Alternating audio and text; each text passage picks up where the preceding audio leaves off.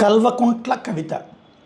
సరే, ఇంటి పేరు గురించిన చర్చ అనవసరం, రాద్ధాంతము ఇప్పుడు అనవసరం. కానీ కేసీఆర్ గారి కుమార్తె కవిత తన జీవితంలో తొలి చేదు అనుభవం ఈ పూట ఫేస్ చేస్తుంది.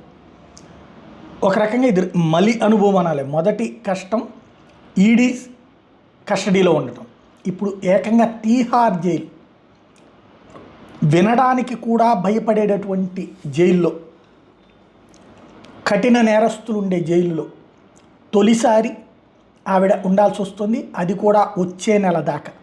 దీనికి కారణం ఏంటి? ఢిల్లీ లిక్కర్ కుంభకోణంలో పాత్రధారి కావటం. సూత్రధారి కేజ్రీవాల్, పాత్రధారులో ఆమె కూడా ఒకటి కావటం. డబ్బు పెట్టుబడి పడేస్తున్నాం, లాభం వస్తుంది, ఇందులో తప్పేముంది అన్న ఆలోచనే తప్ప